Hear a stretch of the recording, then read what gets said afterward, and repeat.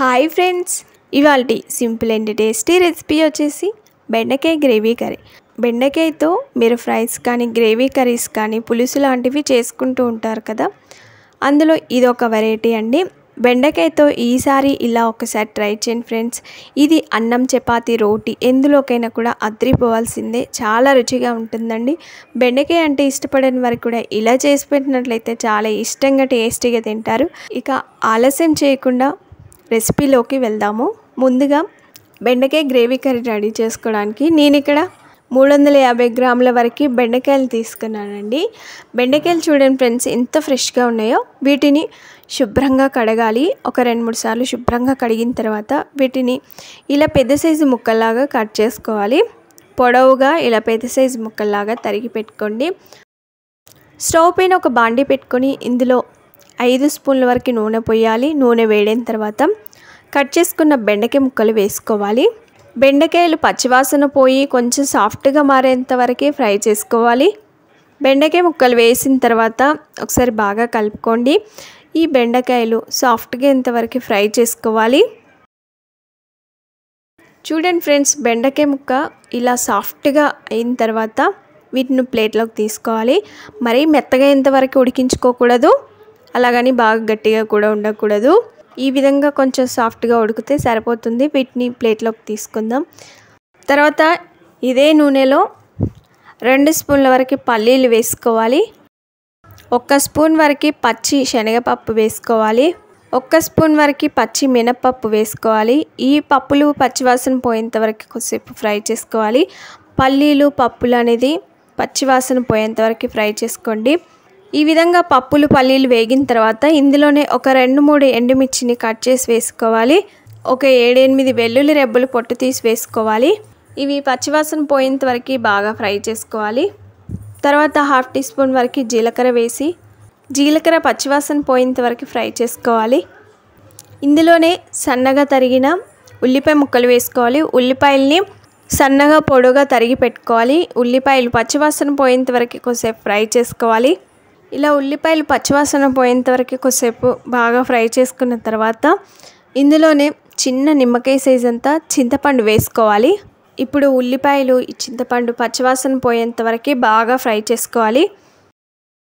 ఇలా ఫ్రై చేసుకున్న ఈ ఉల్లిపాయలని పూర్తిగా చల్లారనివ్వాలి. చల్లగిన తర్వాత వీటిని ఒక మిక్సీ జార్లోకి తీసుకొని ఇందులోనే ఒక రెమ్మ కరివేపాకు వేసుకోవాలి. తర్వాత కొన్ని నీళ్ళని పోసి మిక్సీపై మూత పెట్టి మెత్తని పేస్ట్ లాగా మిక్సీ పట్టుకోవాలి.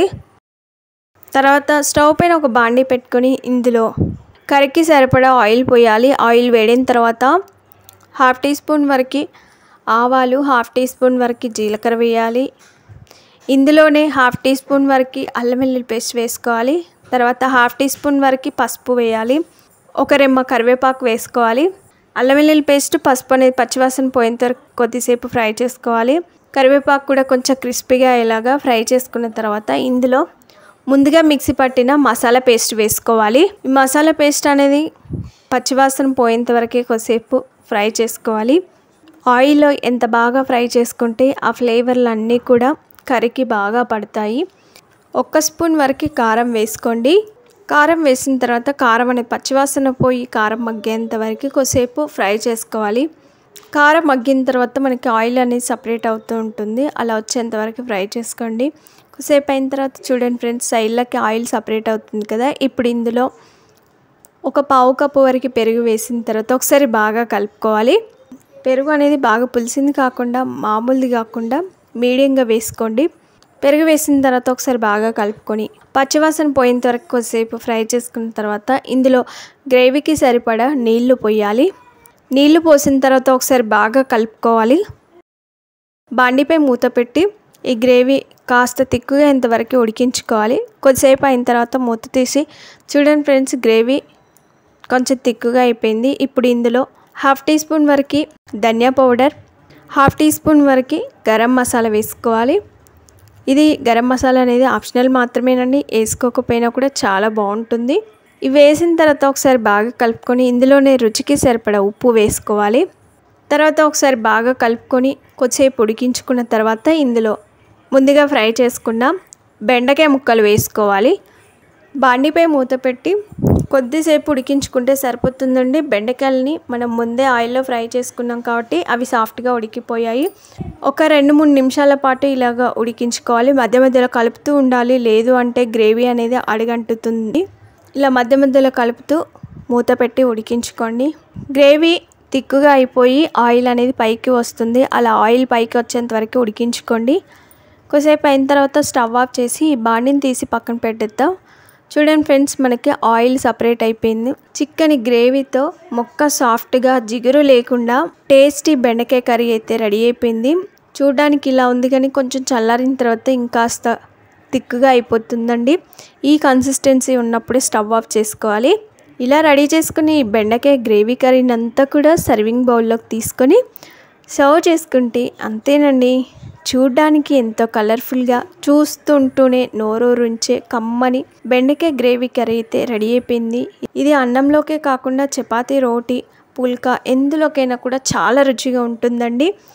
నేనైతే ఇక్కడ చపాతీతో సర్వ్ చేసుకున్నాను. కాంబినేషన్ అయితే అద్రిపోయింది.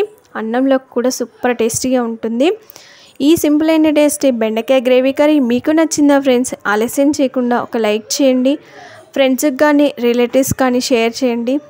మీరు ఈ బెండకాయ గ్రేవీ కర్రీని తప్పక ట్రై చేసి మీకు ఎలా వచ్చింది, టేస్ట్ ఎలా ఉందనేది కామెంట్ చేయండి. ఫస్ట్ టైం మా వీడియోని చూస్తున్నట్లయితే వెంటనే సబ్స్క్రైబ్ చేసుకోండి. పక్కనే ఉన్న బెల్ సింబల్ని క్లిక్ చేయడం ద్వారా మేము పెట్టే ప్రతి వీడియో నోటిఫికేషన్ మీ మొబైల్కి వచ్చేస్తుంది. Thanks for watching. Bye bye.